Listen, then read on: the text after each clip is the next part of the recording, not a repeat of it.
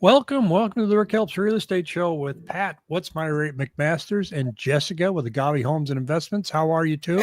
Doing Good. good. Rick, how you doing? How's everybody? Fabulous. So we're going to talk today about, because you're already hearing it, if rates go down, if they get in the fives, the buyers are going out there and we're going to see bidding wars again. And I'm going to show you why I don't think that's going to happen, regardless of where rates go. And even if rates go down quite a bit. So bear with me. I've got a bunch of charts to show you some numbers. I want to start nationally first and say, here's what we're seeing nationally. This is one illustration, 1.5% increase in existing home sales. Cool. Nationally, seasonally adjusted. Okay. But then look, we had a 1.3% increase in unsold inventory. So listings went up at the same rate that new sales went up. So whatever's going on nationally as far as supply and demand didn't change. Now, my little 7-day moving average here tells our story with, the gold area here being new listings. And then this flat line that hasn't budged forever is new contracts. But what I concentrate on is the gap between the two, which is about 400 homes. Okay. Fine and dandy. What does that tell me? Well, when you have a gap of 400 homes, more listings coming on than are being gobbled up, that certainly isn't a preemptive strike that says you're going to have bidding wars. What is when you get to a chart like this, I'm going to pull this up for you, 2022. This is months of supply. And I'm going to roll it down to 2021. We're at 4.1 months of supply right now. The bidding wars, we were at a half a month. These are where the bidding wars here. Half a month. Okay. So we didn't have bidding wars in 2022 at 3.8. We didn't have bidding wars in 2023 at 1.3. So that was a brief period where inventory dropped. But so if we get a big increase in, a decrease in interest rates, I don't see it pushing us down to a half a month supply. So where are we? Here's a couple numbers that stick out to me, guys. Let me know if you think I'm nuts. Year to date, we got 18,000 canceled listings. Those are people that said, tried to sell my house, it didn't work, it fell out, whatever. So there's 18,000 there. And then we got 4,300 in expired listings. Okay. So you're looking at 22,000 listings that came on, pulled back. Will they be back? If we see an increase in buyer activity, according to my little brain here, here's our active listings right now. If we see an increase in buyer activity and the sellers start noticing that, they'll start feeding the market with more listings at the same time. The people that tried before and failed will return. That will not mean bidding wars. That, I think, will just mean a calm move upwards by both sales and listings, where the gap remains relatively close. No pricing pressure on the downside, no pricing pressure on the upside. What say you? Go ahead, Jessica. I'll speak at once. Yeah, I know. I mean, so I can tell you, buyers right now are, they're two things. They're same things sitting on the sideline, right? We have our little pool of buyers that are like waiting for the bottom of the market. And then I have active buyers that are okay, comfortable, ready to move forward. And a house hits, we look at it, they get excited or they don't. And if it's priced right, shows well, it's typically gone in 30 days. And if it's overpriced, doesn't show well, guess what? It's still there a month from now when we're looking again. Well, every buyer out there is being told that interest rates are going to come down. They're being told by everybody, even the president. And so they're waiting. Okay, I'm going to wait for that. Yeah, and I think that the amount that they come down, though, just to jump in for my 3 cents worth, the amount that they do come down, once again, it's going to, that guy that could afford it 7%, now they'll really persuade him, like, okay, 5.99, 5.875 if they come down. I mean, right now we're sitting, low sixes, high fives in some cases with a little buy down. So is it really going to just draw all these people across the finish line? No. It only changes. I mean, rates would have to go down to, I mean, my gosh, I mean, you'd have to probably see rates in the low fives, high fours before you really start seeing a big, I don't know that. Okay. So let's say miraculously that happens. Okay. I think we'll see more inventory start flowing in because of the cancels and expireds coming back. So I think you're going to get this increase in sales. The sellers aren't going to ignore that. They're going to go, oh, let's get out there. And so I think both lines are going to, what a rising tide raises all ships. I think both lines will go up. We'll have, instead of 2,600, 2,700 contracts a week, we'll have maybe 3,500, 3,800. And the new listings will probably follow along the same pace of about 3,800, where now they're sitting there at 3,000. They may get up to 4,000 because they're going to come back. Yeah, they're going to come back. I mean, you look at, I mean, I'm just looking at the interest. No bidding war. From an interest rate perspective. Jessica, please don't interrupt me. I teed that up. I gave you the floor. Okay. Give me the floor back. Okay. I know I have a chance. I'm all over the board. I know. Okay. Just kidding. But I mean, looking at my interest rate chart on my typical $475,000 purchase price with 5% down, which I'll show in a little bit once we get to rates. I mean, you're looking at right now, 599 is a payment of, okay, principal and interest is $22,845. If we see a movement from, say, 6% down to 5 1/8, it's $2,600. So you're talking about $285 a month difference. For the marginal buyer, yes, that makes a big difference. But for the guy who's not the marginal buyer, does that really, $285? I don't know. My opinion is they're looking at that. They're looking at that. Push me over the, it's going to push you over. No, they want the price of that house lowered, Pat. Yeah. How much? We've showed that what they call the mid-market, the low to mid-market, which is between, believe it or not, 300,000 and 800,000, kind of around 6.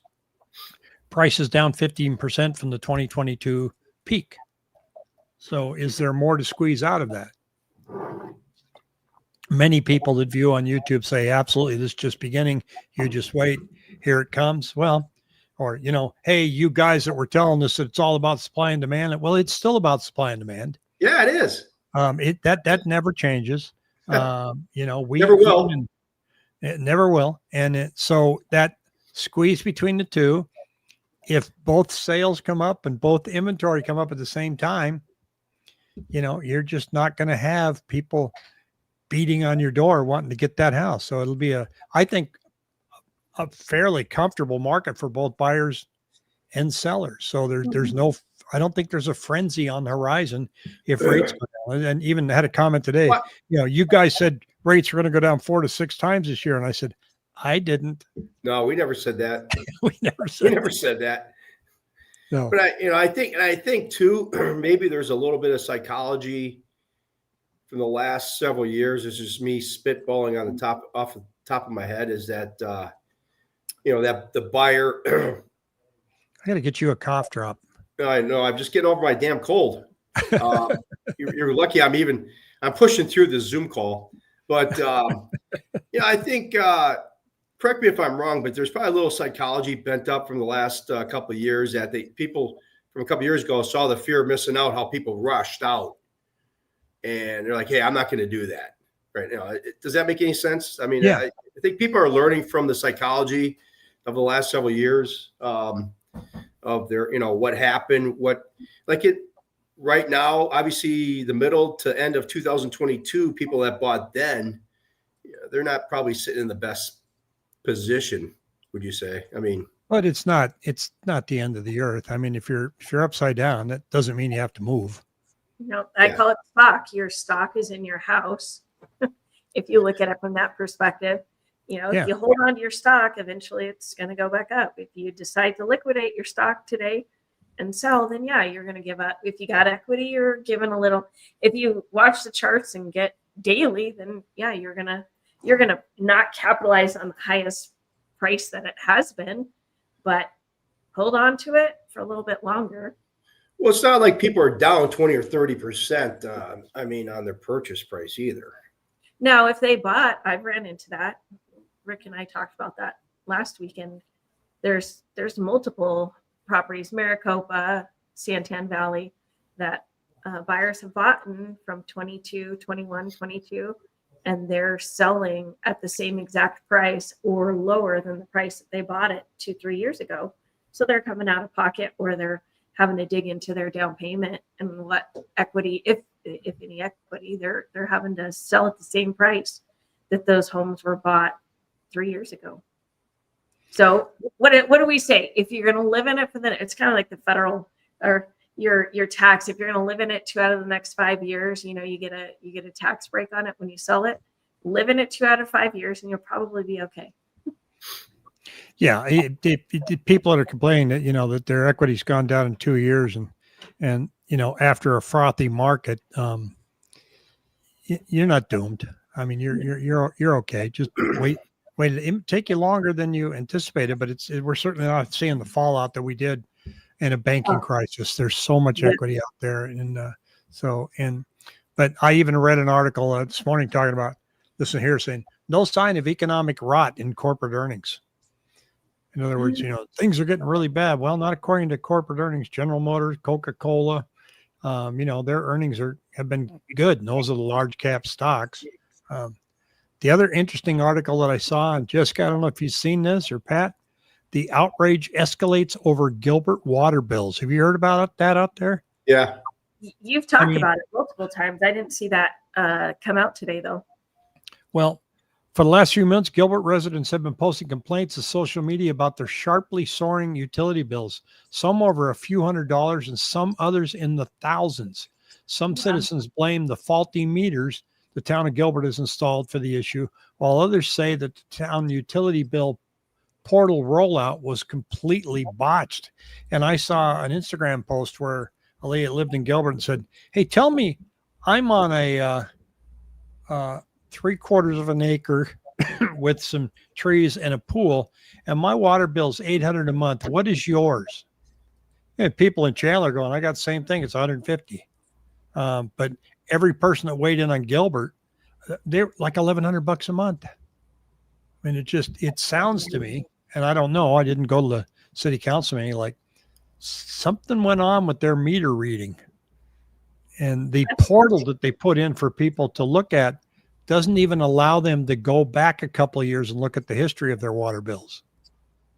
So these poor residents are feeling really doomed. And they had to have police at this city council meeting. There were people so angry, and there were people making threats. Was it a certain zip code? Did it say anything in there, or was it? It just seems to say, says here, council members engaging with citizens on the Facebook comment string immediately reported it to Gilbert Police. So they're talking about this threat that they got. Many residents left the meeting disappointed, irked by the 30-minute time limits. So it doesn't say, it sounds like it's just the whole city of Gilbert. Mm-hmm. So, I mean, I've never heard of water bills that high. So I hope they get that resolved. And then some people, of course, are blaming it on the data centers, going, well, now with the data centers, they have to make sure they have enough water, and they're putting it on the backs of the homeowners. This doesn't sound like that's it. Mm-mm. It sounds like something's wrong with the meter and something's wrong with your payment portal. But I couldn't imagine paying $80 a month and then getting an $800 bill. Yeah, that's rape. I don't think I'd pay it. No, right? I'd be at the city council meeting, that's for sure, before I paid it. Yeah. So I mean, if you're in Gilbert, let us know what you're experiencing, because that's an interesting thing. And if you want a zip code report, I got a point over here, my QR code for those of you watching on TV. Get a zip code report or use the link below. And if you have my QR report, my QR report's missing today. Yours is. Hold on a second. Okay, that's all right. I can fix. You're much more interesting than I am, anyway. I can fix that, I think. Do it later. Don't worry. Don't bore the living hell out of people. So, Pat, today was what news came out today? or was it news that has already been come out? Nah, pretty much. I mean, talk about rates right now. I mean, with that big move, what was the momentum on that? What's that?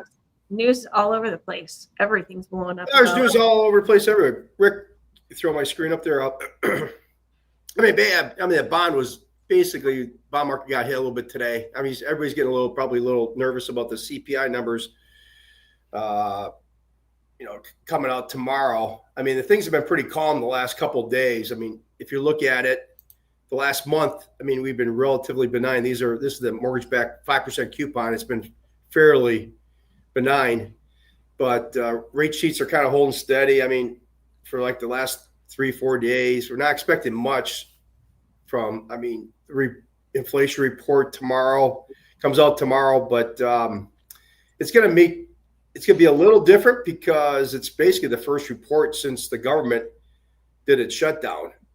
And one good thing, as I read, is that it's probably going to be based on data that was collected before the shutdown. So it should be fairly still accurate, but next month's report could get a little messy because no one's really collecting any data right now in terms of the CPI. But I don't see rates moving much higher.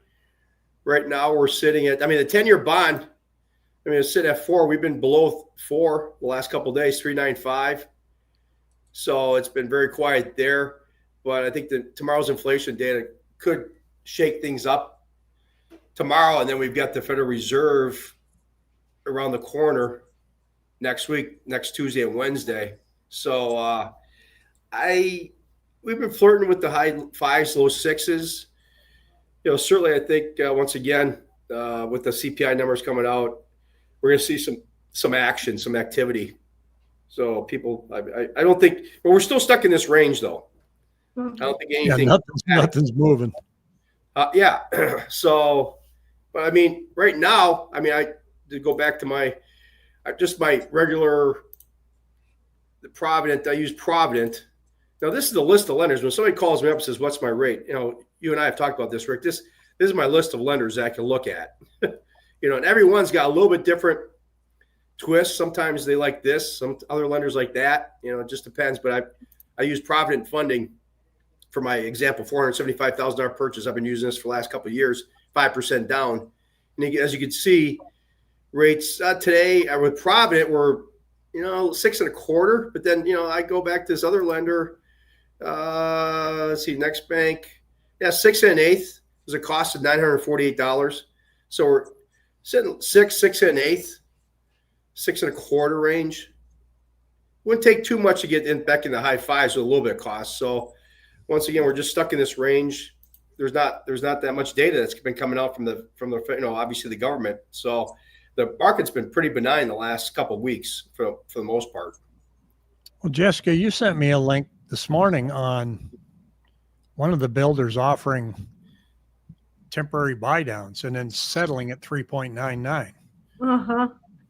Well, but that and I guess I looked at the fine print on that. It was entertaining because I went, "Oh, this is a great option, right?" When it comes to affordability. Well, in the little notes, it has to be done by November 30th. So I was thinking about that with FHA and the government shutdown to force a buyer into a contract like that. Are you seeing anything at price with issues, Patrick? No. The only issue would be with USDA, their commitments, the government commitments from USDA, maybe tax transcripts, but you can get those in the IRS. You look up irs.gov, look up your tax transcripts. So we haven't had any major issues that I've seen. Like I said, I've been working in the office, coming in the office here now, get away from the house. But that's appealing though, right? If you look at 1.99, we haven't seen those numbers in a while. 1.99 starting rate. I went, how is that possible? The example you sent me too was that that it climbed up to started out like $1,700 a month. It climbed up to $2,600 at the end of the 3-year term. That That's great if you're very disciplined. But if you're planning on paying $2,600 and they're giving you a rate buy down where you're paying $1,700, you can sink that into your principal. You can go ahead and pay your $2,700, like whether, just write that check for $2,700. Some of it goes to the mortgage company. The other one goes to a high yield savings account. Just get used to that coming out of your checking account every month, so that when it does reset to $2,700 a month, you've already been doing that. Yeah.